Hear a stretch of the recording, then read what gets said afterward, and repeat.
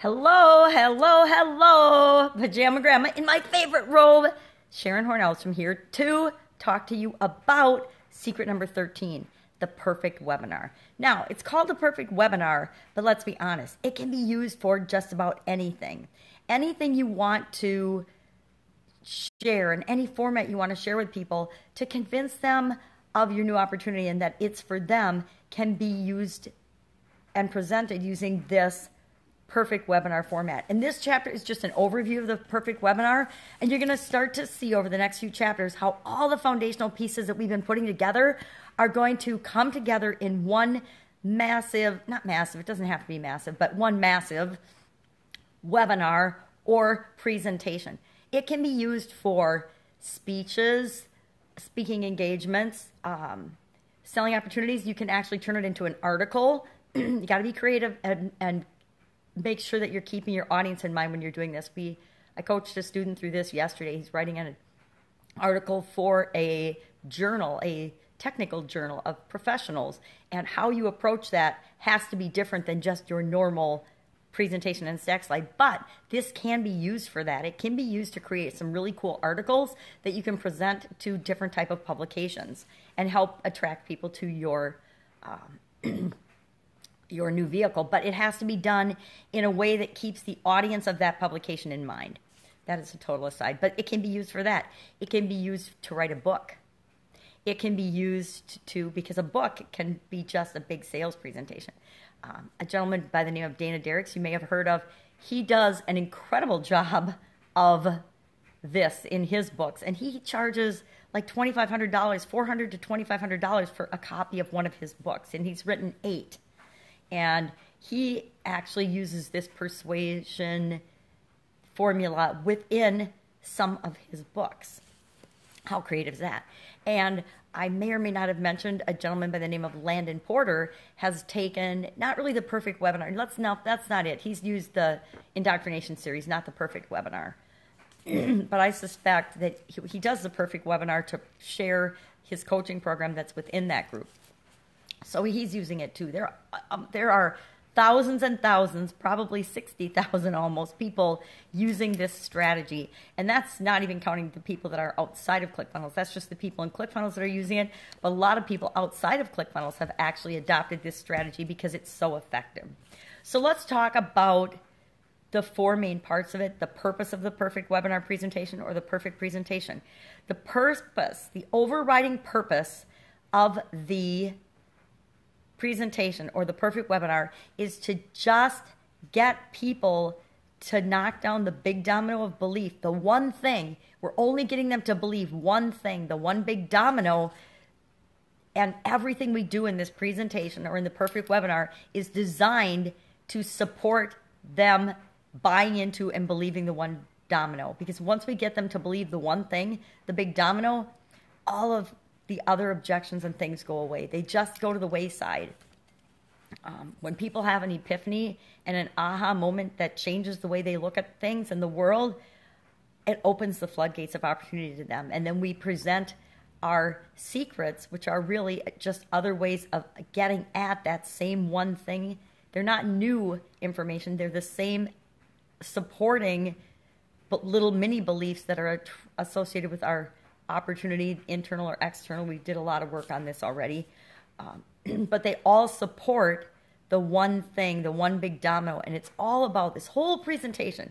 This whole thing is about knocking down that big domino and then using the 3 secrets to help support and just kind of pull the legs out from under that domino as well to make sure that we knock it out and people can take advantage of our new opportunity. So it seems overwhelming. When you look at the graphic on page 150, this little graphic, which is now backwards, it seems like there's so much to it and so many moving pieces, but it's all things that we've covered before in the foundational chapters and in the foundational lessons. So it really isn't, it's not all new stuff. It's just the way we put all those pieces together. And there's 4 parts to the perfect webinar. They are the introduction, the one thing, the 3 secrets, and the stack. That's it. That's all there is. And we've already created each of those separate components, right? So it's not really that hard. It's just a matter of putting them in the order that they belong in, understanding why they're in the order that they are, and then putting all the pieces together and practicing it. So the first section, the introduction, is all about the one-sentence persuasion. And remember, we did all those one-sentence persuasion statements. It's all about getting people kind of introduced to us and knowing, liking, and trusting us. We get at the big domino by sharing our epiphany story, and a certain percentage of the people will actually, that'll knock down the big domino for them. They'll relate to our story so much, and they'll have their own epiphany aha moment as we tell that story, and they'll be like, where do I sign up? I'm all in. There'll be a certain percentage of the group that you're presenting to or talking to that'll happen to right away. But it doesn't happen to everybody, and that's where the 3 secrets come in. But let's go back, because the one thing is part 2. The one thing, we want to present that in a way that creates curiosity and interest in what we've got to say and what we've got to share in our presentation, web class, sales letter, whatever it is. We have to get people saying, hey, what is this? I want to know more. I want to know what this is about. And we do that by our big domino statement. Then the 3 secrets, their sole purpose is to support that big domino by pulling out the false beliefs in each of the areas of the major false beliefs with respect to the vehicle, the major false beliefs of people internally saying, I can't do it. Yeah, I see how this might work for other people, but I can't do it because blah, blah, blah, blah, blah. Whatever the main reason is for them, secret number 2 is going to break down that false belief. And secret number 3 is going to be breaking the false belief of whatever the number 1 belief is or reason is that they think that they can't get started right now. Secret number 3 is breaking down that external false belief and, again, supporting the big domino. All of them are to support the one thing. All of them are to support the one thing that we've got to get people to believe on this web class, this webinar, this presentation, at this event, whatever it is, wherever it is, however we're presenting it. That's what we've got to get them believe. So whatever keeps them from believing, we need to knock those things down. And we do it by, remember all the belief work we've done?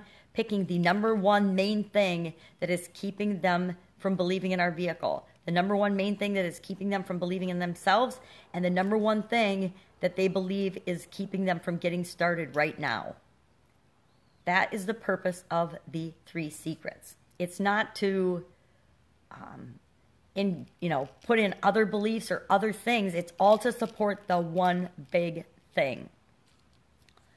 And part 4 is all about the stack slide. We had an overview of the stack slide, I believe, yesterday. Take a peek.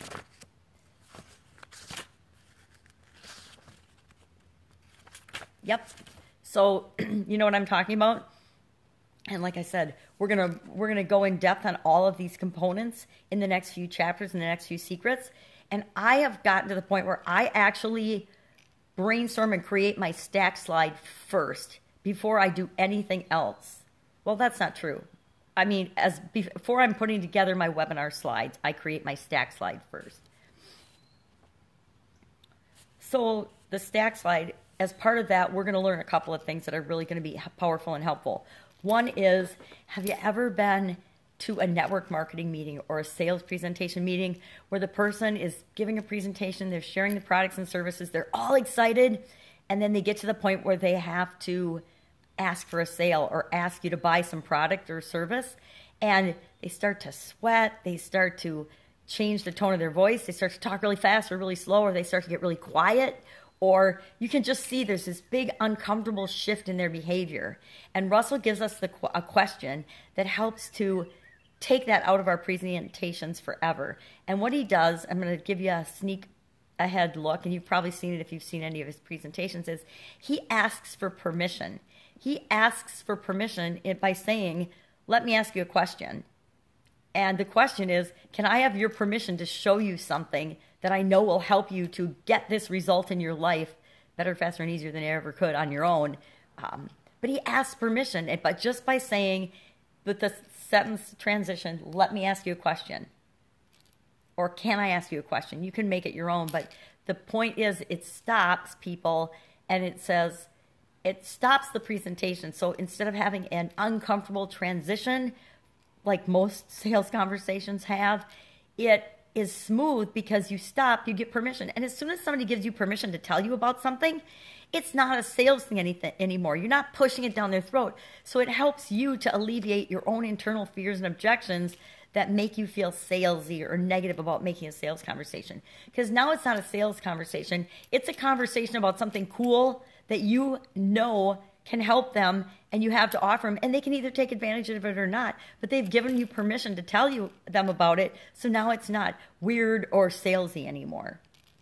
And the other thing, he does a couple of cool things that he's added since writing the book that really help people to take advantage of your opportunity. And that is the whole practice of if all this did was blank, blank, blank, and you ask them if all this did was do something and get them the result they want, would it be worth the big dollar amount that we're asking? And we'll go into that further. And the other one I really like is he does trial closes, which is another thing we'll learn more about throughout the presentation, that basically ask the question, and Jason Flatian, I think, started this, was with the, you're probably thinking ... right?